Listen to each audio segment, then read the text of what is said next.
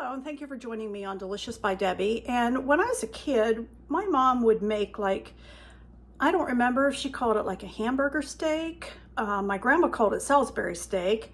And I've seen it called poor man steak. And it seems like I remember hearing it called that when I was growing up. But anyway, I'm going to show you how I make it. And I use my KitchenAid to mix up anything that I would need to mix up with my hands because of arthritis and not wanting my hands to be aching. So I've already got a little over 1.5 pounds of ground beef in here. And to that, I'm going to add 1/2 cup of onion, a cup of breadcrumb, 2 cups of, well, I'm going to use 1.5 cups of this. I'm not going to use quite all. Some of it is cracker crumbs that I needed to use up, some crackers that had gotten a little bit stale. So I've got 1.5 cups, and I've got 1 cup of milk.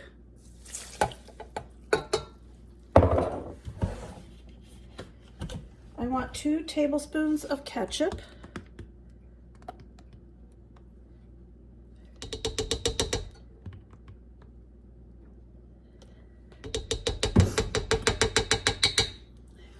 Two tablespoons of Worcestershire sauce. I'm probably not saying it right. I'm not even going to apologize. It is what it is. I've heard it pronounced so many different ways, and I've been corrected that I don't pronounce it right, but Worcestershire sauce is what I'm saying. 2 tablespoons of that. I want a teaspoon of pepper.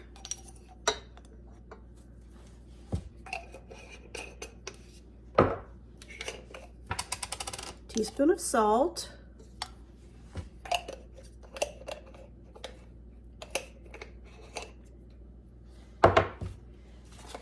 2 teaspoons of Herbs de Provence,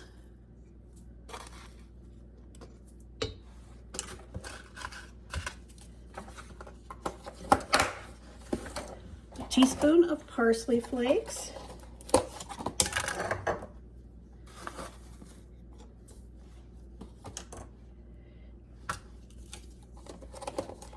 and I'm going to let that mix up and we'll see how it's going here. I'm not going to leave the camera on the whole time because it does make a lot of noise here. We'll let that mix up. That's looking really well mixed. Doesn't look too dry, doesn't look too moist. I think we got the ingredients we want in it. And like I said, I do my meatloaf, meatballs, anything like cold like this in my KitchenAid, then I don't have to have the arthritis in my hands aching from the cold. And it works beautifully. Does a really nice job. All right, now I'm going to take this mixture. Let me turn this around here. And I'm going to put it into this 8-inch square pan. I've gotten my big one out, but I'm afraid it's a little bit too big. I'll try this and see.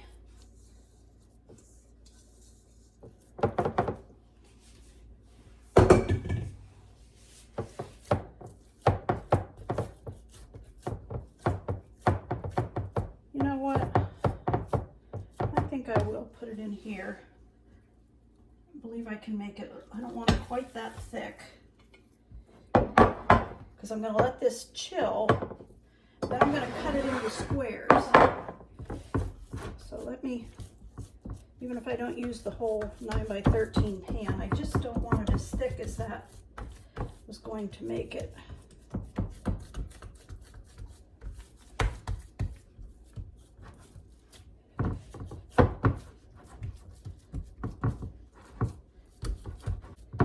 There we have it. Didn't use quite the whole 9x13, but the 8-inch was just a little smaller than I wanted. I didn't want it much thicker than that. What I'm going to do is chill this, put a lid on this and chill it, and then I'm going to cut it into squares and roll them in flour and fry them, and then we'll go on with the recipe from there. So for right now, I'm going to take this and put it in the refrigerator and let it chill. Okay, after chilling my Salisbury steaks, poor man steak, whatever you want to call them, I have cut them into squares, and I have some flour here in this bowl and some oil over here getting hot. fact, it's getting too hot. Turn that down just a little bit. And I'm going to take these steaks, poor man's steak, whatever you want to call them.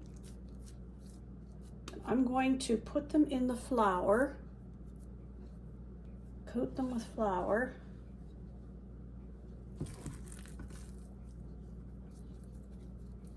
And fry them. I want to brown them on both sides.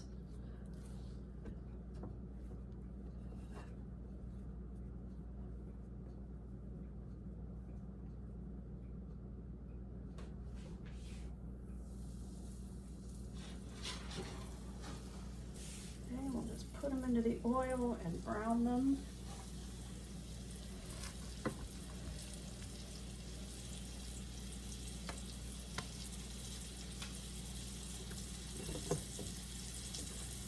Don't need to cook them completely so that they're completely done, because they're going to bake in the oven with gravy.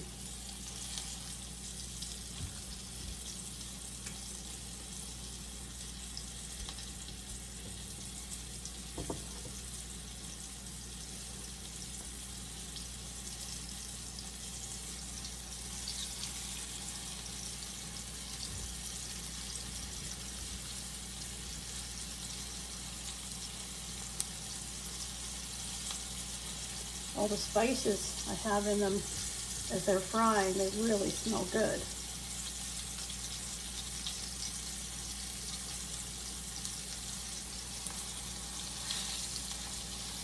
All right, we're just going to let those brown up a little bit. Okay, the first batch of these is done, and I'm going to put them out on this paper towel and just let them sit here and cool, and I'll do some more. Oops, made a mess there, didn't I? Okay, there we go. That's 5 of them so far. I have some, I need to get some more oil in here.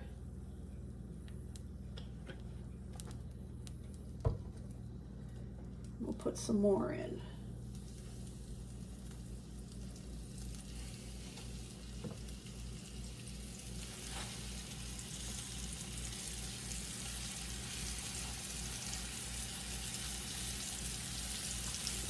Might be able to get one more in there.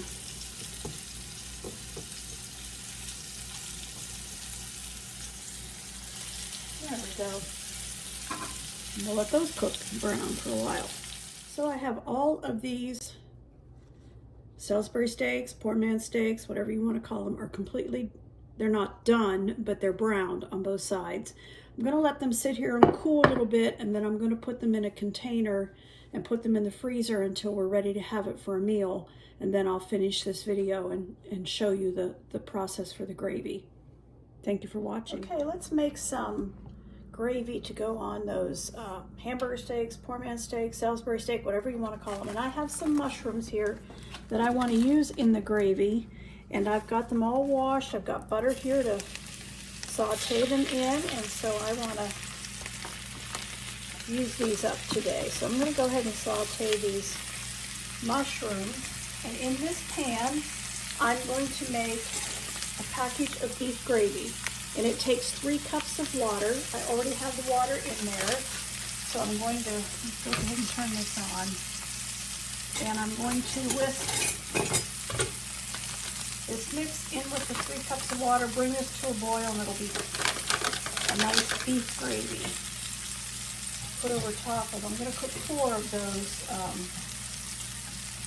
poor man's steaks that I made, and pour this gravy over top of it and bake them in the oven.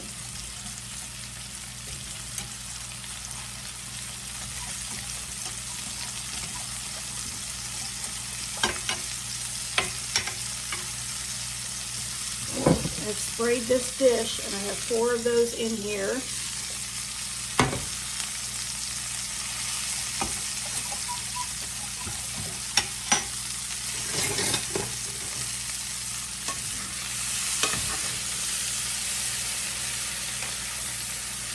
I'll let these saute nice.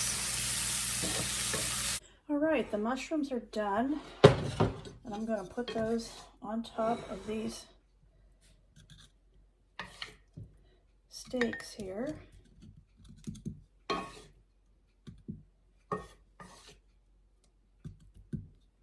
And I have my gravy here. That package made some nice beef gravy, and I'm going to pour some of that over top of it. Don't know if I'll use all of it or not. We'll see. Yeah, I think I will.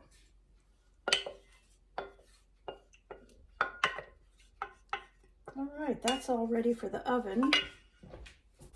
Now we'll be baking that at 350 for an hour. I can't put it in quite yet. I have something else in the oven right now. But I'll put that in the oven at 350 and I'll show you when it comes out.